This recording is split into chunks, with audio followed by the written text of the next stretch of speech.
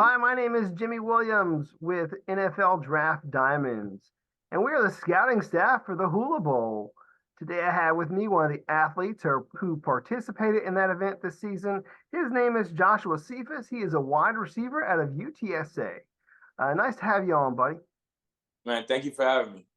Hey, obviously, man, we really wanted to have you down at the Hula Bowl. You did a very good job there. Ended up doing the Shrine as well. Just finished with your pro day, and obviously, right now we're just waiting until draft day comes. But Josh, why don't you go ahead and talk to the people a little bit? Introduce yourself and tell us where you're from and get us started. I'm Joshua Cephus. I play receiver at UTSA. I'm from Houston, Texas. Okay, well, Houston, Texas. I mean, I have in my notes Spring, Texas. I don't know what that is, but maybe that's close by or something. But went to Decaney High School way back in the day. Um, uh, per my notes, did some baseball and was an outstanding track and field athlete there, man. What do you remember most about your old days, the good old days, way back when you were in high school? Man, the state tracked me for sure. Everything leading up to that district to regionals area, all of that. Baseball, the playoffs in baseball was fun. Um, we lost in like the second round. It was pretty early, but definitely some good baseball being played. It was a blast. Cool. And buddy, per my notes, and please correct me if this is wrong because I just feel like this is just otherworldly, but like a 6'10" high jump, is that correct? Yeah, for sure. Yeah. Okay, so I want to throw this out here, man. A 6'10" high jump is absurd. Most people can barely get over six, much less damn near 7 feet, man. That is just amazing. Yeah. How in the hell does that happen, man? I mean, talk me through that. Uh, well, really, I started high jumping in middle school. I had a great teacher. My teacher was a female coach. So really, she emphasized flexibility and being able to jump. Because you can jump high, but uh, bending over the pole is a whole technique in itself. So she really just taught us flexibility. So I think my technique as far as bending over the pole and being flexible is what got me there. It's crazy because I used to go to baseball practice, and then like right after baseball practice, I had to go to track practice and get some jumps in. So I go get my steps down or whatever, and start jumping. So that process was crazy. Just being in the weight room to be able to jump that high and work and all that stuff went into it. Yeah, I mean, again, for me, like, just kind of, you know, finding that information, I'm like, this is really something that perhaps you could have done at the collegiate level, maybe even take it even further. I don't know if that maybe played into any of your recruiting at all. But walk me through that, man, when you finished up there at Duquesne. So I wanted to play baseball and football at UTSA. I signed to play both. At I want to say at the end of the season, probably like in December, when after football season of my freshman year, Coach Wilson got fired. Um, so I didn't know how Coach Taylor was going to be, as far as kind of sharing me with baseball. Um, so I kind of waited, just to kind of get to know him a little bit before I asked, to see if he kind of still honor, if I could play baseball or not. He let me go try out at the time. The baseball coach who recruited me had also got fired with Coach Wilson, so we ended up getting a new staff, and um, I did try out. Did make the team. I feel like I was a little too rusty, to actually showcase what I could do, but ended up not making the team. Um, and that was that was the end of my baseball career. Hey, that's fine. I mean, but I do still feel like you probably could have walked on almost anywhere on a track, on a track team. I mean, you So could seriously win track meets with a 6'10", man, in college. Like that's just I don't know if you could hit that again. Maybe that was a one-time lucky jump. You had like the Angels like in the outfield, like carrying you over the damn thing. I don't know how that works, but I mean, you definitely could have used that, collegiately if you wanted to. But of course, football was it for you, man. So let's talk about football. Obviously, that's the sport that you've chosen to pursue, that you've put the most time and effort into over the past several seasons. So, what is it about football that you love the most? I just like it's the biggest comparison of life. I as many times as you mess up, it's gonna always be a next play that you gotta have short term memory in, a positive mindset. It just teaches you to fight. So I feel like that's why I love the game of football. Yeah, I mean, also being surrounded by a lot of great teammates these past several years at UTSA certainly helps. Let's talk about UTSA a little bit. A lot of things happening lately. Uh, some changes and really some things that stayed the same. I mean, there's a lot of guys who could have declared the previous season who decided to come back another year, which is fine. And some people, some moving pieces, some guys transferring. So a lot of things happening with that offense, man. Talk to me about that a little bit. Really, I think we recruited some O linemen. We can't do anything without the physical work that those guys do in there. Oscar Cardenas is coming back, so that's pretty huge. To have a seasoned veteran on the team to lead, and he's a great leader, by the way. Fill some pieces on the defense as well. We got a lot of young receivers in the room that I feel like I try my best to I leave an impact on them. Devin McEwen, Willie McCoy, Chris Carpenter, Jace Wilson, David Amador. All those guys are definitely gonna make a lot of plays this year. So I think we'll be pretty solid. Yeah, let's be real though. I mean, a lot changed this particular season for you personally. I mean, because really the top two like dogs there, let's just be real. One of them transfers to Ole Miss, and the other goes down with an injury, really putting you in a position where you're going to get a ton more targets and a whole lot more responsibility. They're going to move you around a lot there in that offense.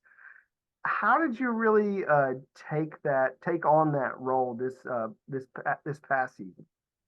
Really, shoot, in my head, I'm always the number one. If you throw me the ball, I'm gonna catch it. I'm gonna make a play with it.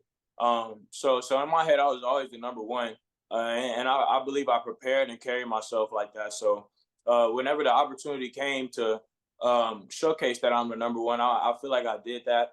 I was always moving around early on, like my sophomore and junior year. I played outside and inside, so I'm really used to moving around. I feel like I could do it all and do it all pretty well. So whenever I learned that I'd be taking on a bigger role, I just wanted to make sure uh, I took my chance and actually did what I was supposed to with it. So I feel like I kind of did that this year. Of course, it was a couple of plays that I could have made or didn't make, but I think I did what I was supposed to.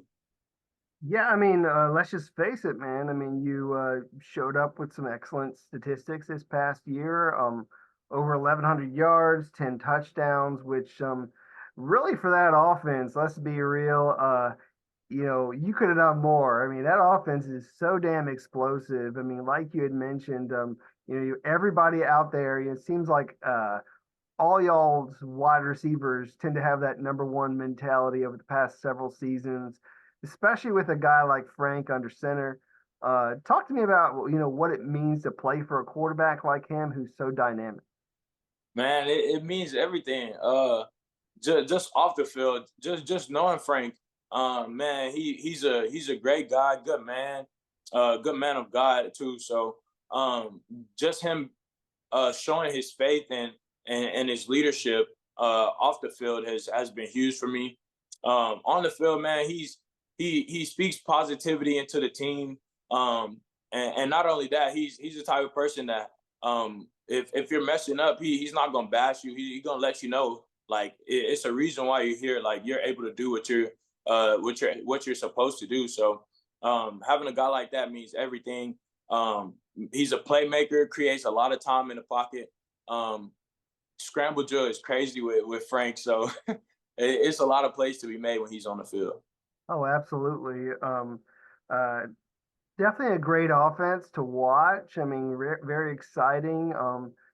Just really these past several seasons, there's been a lot of great success that you guys have had. I mean, one point in time, you guys were in Conference USA. You beat up everybody there. And so you ended up making that transition. You're moving to the American Athletic Conference and really start, you know, kind of setting your flag there, man, and proving that you're one of the dominant teams in collegiate football. So, how was that transition to like a different conference this past year? Like, how did that change? Did that change you guys at all? No, I don't think it changes at all. I really feel like we just took the chance um, and really embraced it to show everybody that we deserve to be in the American Conference. I feel like, and the team felt like while we were in Conference USA that we were just as good as any one of those teams in the American Conference. So uh, this year, first year being there, I feel like um, we took a step to prove that. I don't think we proved it all the way, but we definitely took a step, took a stride to prove that we're just as good as any team in the American Conference, if not better than a good amount of them. Really, our mindset going in there was to just dominate. Really, Yeah, I mean, obviously, you guys are kind of used to being the dominant team, whether it's running the ball, having a great offensive game there. Really, obviously, also winning conference championships. I mean, that was kind of something that you guys have been just kind of accustomed to doing. So, I mean, a lot of great memories there. Is there one for you in particular that you really love that you'd like to share that moment of yours? Go for it. yeah, for sure. Um, I would say making the catch to be the receiving yards leader. I want to say it was against USF South Florida. I ran a Omaha and go is what we call it, a out and up from the outside. Ended up catching a ball in between the corner and the safety, and kind of made a miss to score for a 64-yard touchdown. So that was pretty memorable. Cool, man. I mean, a lot of great memories. Really got a whole bunch of crazy stats in that offense. Over 3,600 yards past several seasons. Just great career there for UTSA, and really solidified yourself as one of the receivers in this draft class who really should be considered draftable. Let's be real. So, what do you feel makes you a draftable wide receiver, man? Why somebody should draft Outside of football, I feel like I'm a great leader, a commander on the field, another coach in a meeting room. Um, whether that's me telling the guys that they need to step it up, there's too many balls on the floor, or something like that, or whether that's speaking positivity into my teammates.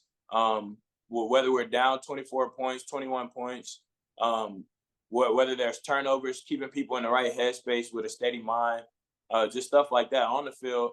I feel like I'm a big receiver. I create hard matchups for different DBs and different linebackers whenever I'm in a slot. I can move around. Definitely a playmaker when the ball is in my area. I'm gonna catch the ball for sure.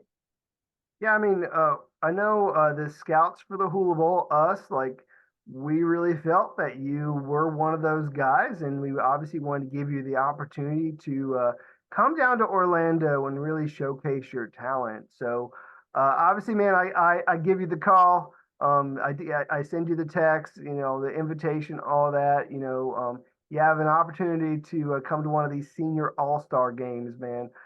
Tell us about all of that for you, if you don't mind. Man, it was a great experience.